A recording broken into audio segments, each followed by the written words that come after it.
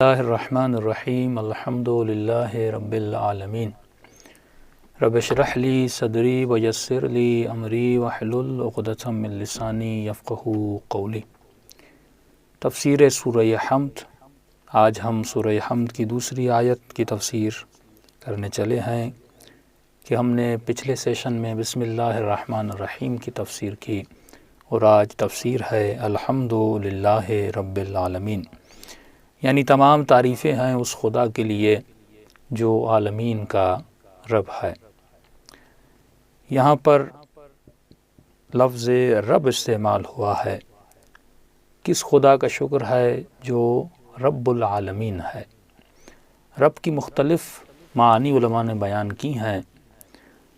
رب کی معنی پالنے والا کی بھی ہے، رب کی معنی سنبھالنے والے کی بھی ہے، رب مالک کی معنی میں بھی آتا ہے، رب خالق کی معنی میں بھی آتا ہے، رب تربیت دینے والے کو بھی کہتے ہیں، یا انگلش میں لفظ کوچ استعمال ہوتا ہے۔ صرف ہم انسانوں کا رب نہیں ہے بلکہ وہ رب العالمین ہے، یعنی تمام جہانوں کا خدا ہے۔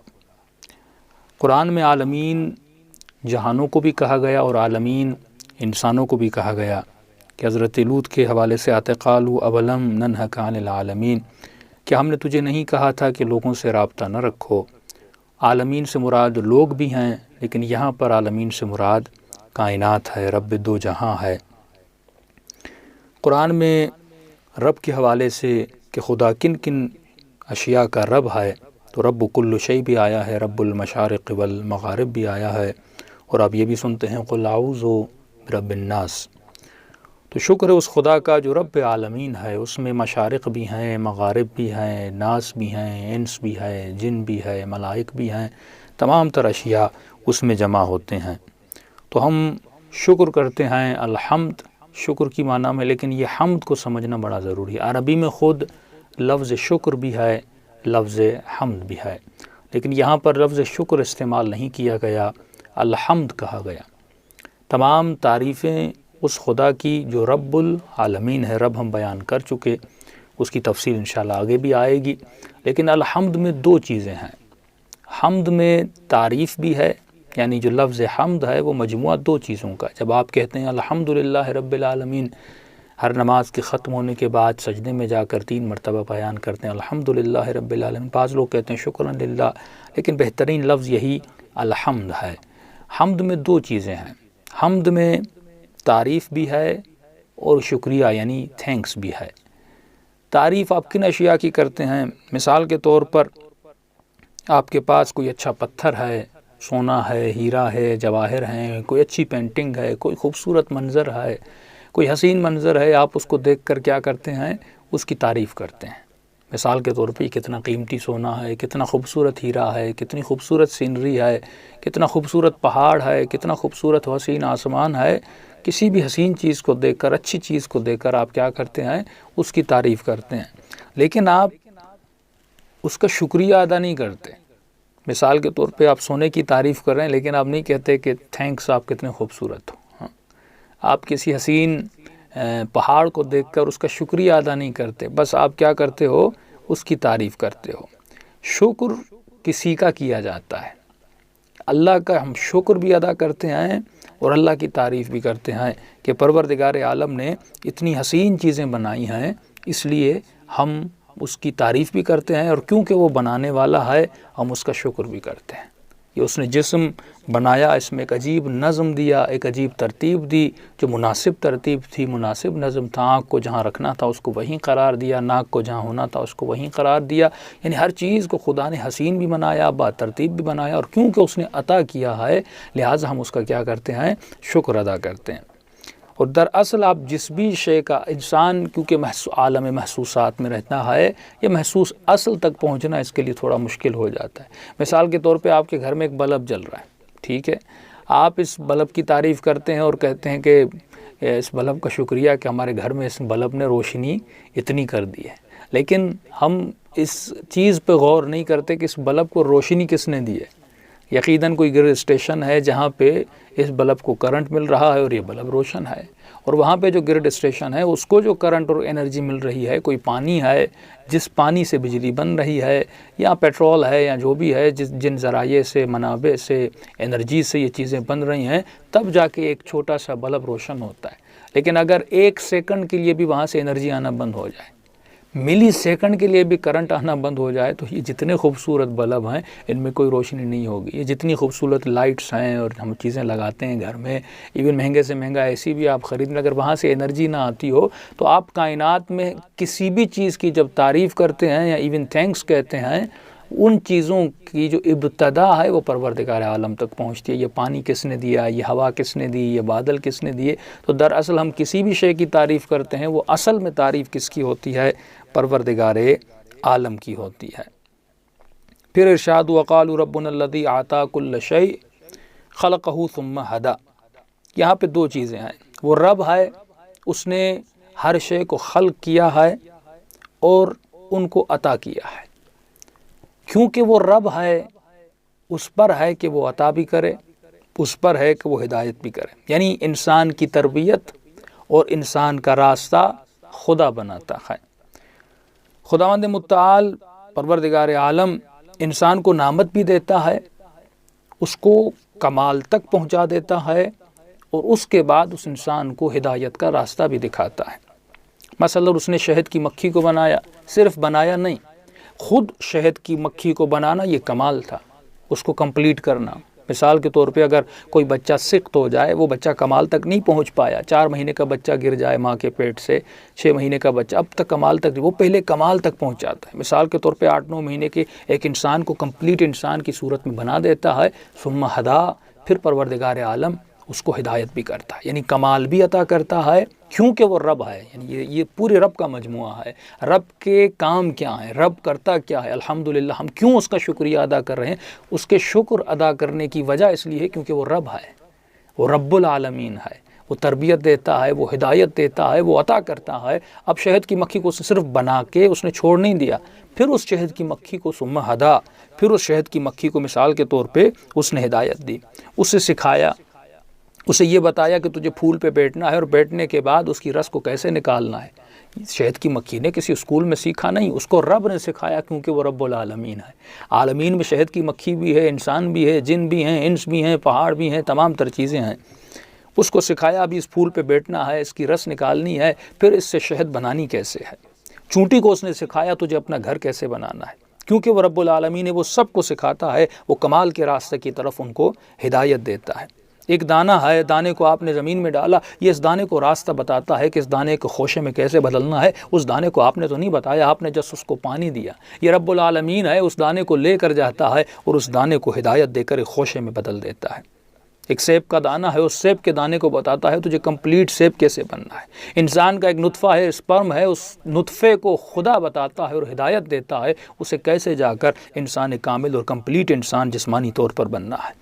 تو یہ ایک جسمانی طور پر ایک چیز کو کمپلیٹ کرنا، یہ کمپلیٹ اللہ ہدایت دیتا ہے۔ پھر اس انسان کو راستہ بتاتا ہے، مثال کے طور پہ اس کو روحانی طور پر کیسے کمپلیٹ کرنا ہے۔ کہ رب السماوات والارض وما بینہما، وہ زمین کا، وہ آسمان کا، اس کے درمیان جو کچھ بھی ہے سب کو تربیت دینے والا، یعنی اس میں انسان بھی شامل ہیں، غیر انسان بھی شامل ہیں۔ لہ الخلق والامر تبارک اللہ رب العالمین۔ لہ الخلق، اب دیکھیے رب میں تینوں چیزیں ہیں۔ لہ الخلق، خلق کرنا، کسی شے کو کریٹ کرنا، یہ اللہ کا کام ہے۔ والامر، اس شے کی تدبیر کرنا، اس کو مینیج کرنا، یہ بھی کس کے ہاتھ میں؟ پروردگار عالم کے ہاتھ میں۔ اللہ رب العالمین، اور اس شے کی تربیت کرنا، یعنی خلق کریشن بھی وہ کرتا ہے۔ والامر، اس کی تدبیر کرنا، اس کو مینیج کرنا، یہ بھی پروردگار عالم کے ہاتھ میں، تبارک اللہ رب العالمین۔ پھر اس شے کی ہدایت کرنا، اس کو سنبھالنا، یہ بھی پروردگار عالم کے ہاتھ میں۔ آپ جب کائنات میں جاتے ہیں آپ کو مختلف لوگ ملتے ہیں۔ ایک وہ ہے جو کسی شے کو بناتا تو ہے لیکن اس کو سنبھالتا نہیں ہے۔ مثال کے طور پہ کمپنی گاڑی بنا دیتی ہے لیکن اس گاڑی کی کیئرنگ جو ہے اس کمپنی کے ہاتھ میں نہیں ہوتی، یعنی بنا کے چھوڑ دیتی ہے۔ اللہ اس طرح نہیں ہے۔ کچھ لوگ وہ ہیں جو بناتے نہیں ہیں لیکن سنبھالتے ضرور ہیں۔ مثال کے طور پہ گاڑی آپ نے نہیں بنائی لیکن گاڑی کی کیئر آپ کرتے ہو۔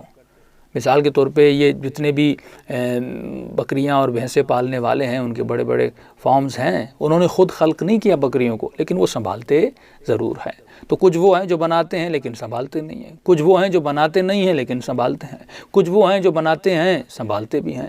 مثال کے طور پہ کوئی سافٹ ویئر ہے، کمپنی آپ کو دیتی ہے اور اس کی اپڈیٹ کرنا ڈیلی اس کمپنی اس کی سار سنبھال بھی رکھتی ہے، لیکن پروردگار عالم تینوں کام انجام دیتے ہیں۔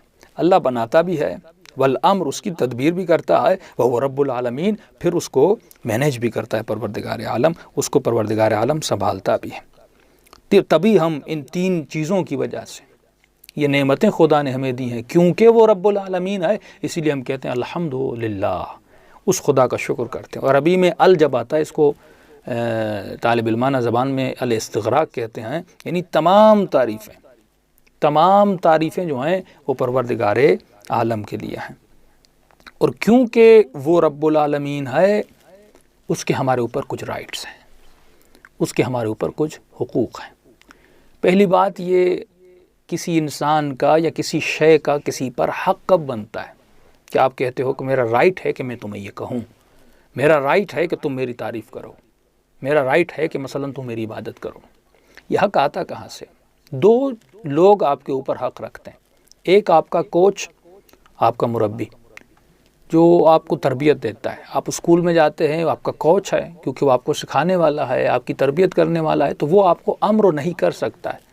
مثال کے طور پہ بال کو ایسے ہٹ کرنا ہے، تمہیں اس طرح ورزش کرنی ہے، تمہارے ایکسرسائز تمہیں اس طرح کرنی ہے، تو وہ کیونکہ کوچ ہے یا خود آپ کا معلم، آپ کا ٹیچر، وہ آپ کو سکھاتا ہے کہ بیٹا اس طرح لکھو، اس طرح کرو، اس طرح نہ کرو۔ کیونکہ وہ کوچ ہے، سکھانے والا ہے، اسے رائٹ دیا جاتا ہے کہ وہ آپ کو کچھ کہے، اس کے رائٹس ہوتے ہیں آپ کے اوپر۔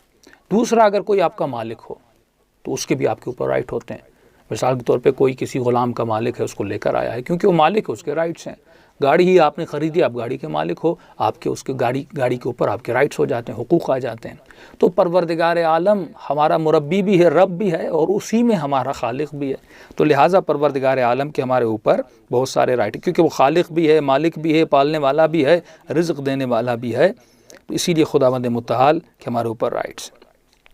لیکن یہاں پر ہم کس کا شکر ادا کرتے ہیں؟ جو ہمارے اوپر احسان کرتا ہے، کوئی نعمتیں دیتا ہے، کوئی اچھائی ہمارے اوپر کرتا ہے، تو ہم اس کا شکر ادا کرتے ہیں۔ لیکن یہاں پر ایک بہت بڑا باریک پوائنٹ ہے، وہ یہ ہے کہ اگر کوئی اچھائی کرے لیکن اچھائی کرنے پر مجبور ہو، تو کیا آپ اس کا شکر ادا کریں گے؟ یعنی کوئی گن پوائنٹ پہ کسی پر بندوق رکھے اور اسے کہے کہ جاؤ فلاں شخص کے ساتھ اچھائی کر کے آؤ، تو آپ کو پتہ ہو کہ وہ اچھائی اس لیے کر رہا ہے کیونکہ وہ مجبور ہے، تو آپ اس کا شکریہ ادا نہیں کرتے کیونکہ وہ مجبور ہے اچھائی کرنے پر۔ لیکن کمال پروردگار عالم یہ ہے کہ خداوند متعال اچھائی کرتے وقت مجبور نہیں ہے، اسی لیے ہم اس کا شکر ادا کرتے ہیں۔ مثال کے طور پہ آپ سونے کا شکریہ ادا کیوں نہیں کرتے؟ کیونکہ سونا ہے، اس میں سونے کا کمال نہیں ہے، وہ سونے بننے پر مجبور ہے۔ آپ کسی ہیرے کا، ڈائمنڈ کا شکریہ ادا نہیں کرتے کیونکہ ڈائمنڈ کو ڈائمنڈ بننے میں مجبور ہے، ڈائمنڈ کو ڈائمنڈ ہی ہونا تھا، تو لہٰذا آپ اس کو شکریہ ادا نہیں کرتے کیونکہ اس کی تو مجبوری ہے نا، وہ ڈائمنڈ ہے۔ اسی طرح اگر کوئی آپ کی خدمت کرے لیکن بحالت جبر، کوئی اس کو مجبور کرے آپ کی خدمت کرے، لیکن آج کبھی آپ نے سوچا خدا کو کسی نے مجبور کیا کہ مجھے رزق دے؟ خدا کو کسی نے مجبور کیا کہ وہ اس بندوں کو پالے، ان کو خلق کرے؟ خدا کو کسی نے مجبور کیا کہ اتنا خوبصورت آسمان، یہ چاند، یہ ستارے، یہ فلک اللہ بنائے؟ نہیں، کیونکہ وہ مجبور بھی نہیں ہے، پھر بھی ہمارے اوپر احسان کر رہا ہے، پھر بھی ہمارے اوپر اچھائی کر رہا ہے۔ اسی لیے ہم کہتے ہیں الحمدللہ رب العالمین، شکر اس خدا کا جس کو کسی نے مجبور نہیں کیا۔ یہ بندہ کیا ہے لیکن اس کو دے رہا ہے، فری میں دے رہا ہے، لہٰذا ہم پروردگار عالم کا شکریہ ادا کرتے ہیں۔ اور یہاں پر ایک عجیب کنیکشن ہے پروردگار عالم میں اور بندوں میں۔ یہ کنیکشن جو ہم کہتے ہیں بہت کلوز کنیکشن ہے، یہ جو کنیکشن ہے بہت قریب کنیکشن ہے۔ اس کی ریلیشن شپ جو بندے میں اور خالق کی جو ریلیشن شپ ہے وہ ٹیمپریری ریلیشن شپ نہیں ہے، وہ دائمی ریلیشن شپ ہے۔ مثال کے طور پہ آپ کے گھر میں ایک مزدور آتا ہے اور دیوار بناتا ہے، کوئی ہنرمند، کوئی اچھا ہنر رکھنے والا آتا ہے اور آپ کے گھر کی دیوار کو پینٹ کرتا ہے، گھر کے بیڈ کو بناتا ہے بہت خوبصورت طریقے سے، لیکن وہ بنانے کے بعد چلا جاتا ہے۔ کمپنی ٹی وی بنانے کے بعد اپنا ہنر دکھا کے چلی جاتی ہے۔ وہ ہمیشہ اس جس چیز کو اس نے بنایا ہے اس کے ساتھ رہتی نہیں، اس کا کنیکشن دائمی نہیں رہتا، لیکن اللہ جن اشیاء کو بناتا ہے، خلق کرتا ہے، اس کے ساتھ خدا کا جو کنیکشن ہے وہ کنیکشن دائمی ہے۔ اس کی مثال ہم ایسے دے سکتے ہیں کہ ہر بنانے والا شے کو چھوڑ کے چلا جاتا ہے، لیکن جب ماں اپنی اولاد کو جنم دیتی ہے اور پیدا کرتی ہے، ماں اس بچے کو کبھی چھوڑتی نہیں ہے، ماں اس بچے کو پھینک کے چلی نہیں جاتی، جب تک یہ بچہ ہے ماں کا اس بچے کے ساتھ کنیکشن رہتا ہے۔ تو خدا کا اپنی مخلوق کے ساتھ یہ کنیکشن ہے، اس کنیکشن کو ہم کہتے ہیں کنیکشن دائمی ہے۔ صرف دنیا میں اللہ کا مخلوق کے ساتھ کنیکشن نہیں ہے، اے انسان جب اس دنیا سے چلے جاؤ گے قبر میں خدا کا تمہارے ساتھ کنیکشن رہے گا، اس کے بعد برزخ میں کنیکشن رہے گا، اس کے بعد قیامت میں اللہ کا بندے کے ساتھ کنیکشن رہے گا۔ تو خدا ہمیشہ بندے کے ساتھ کنیکشن رکھتا ہے اور اس کو مانیٹر کرتا ہے۔ اور امام فرماتے کیونکہ پروردگار عالم نے کہا کہ میں رب العالمین ہوں، یعنی میں تمہارا رب ہوں، میں تمہارا پالنے والا، اور اس میں انسان، انس و جن، جمادات، نباتات، ہر چیز اس میں شامل ہے۔ اور کیونکہ خدا تمہیں تربیت دینے والا ہے، اس سے یہ پتہ چلتا ہے کہ انسان اس نے تم میں صلاحیت رکھی ہے کہ تو کمال تک پہنچے، کیونکہ تمہارا کوچ، تمہارا مربی، تمہیں سنبھالنے والا، تمہیں پالنے والا پروردگار عالم ہے جو خود کمال ہے۔ تو جو تمہیں پال رہا ہے یقیناً اس نے تمہارے وجود میں، اس وجود میں اس نے کمال با کمال ہونے کی صلاحیت رکھی ہے، اور یہ صلاحیت ہر شے میں موجود ہے کہ وہ با کمال بن پائے۔ تو کوشش کرنا کہ جس طرح اس نے تجھے کمال کے لیے پیدا کیا تو بھی خود کو کمال تک لے جائے۔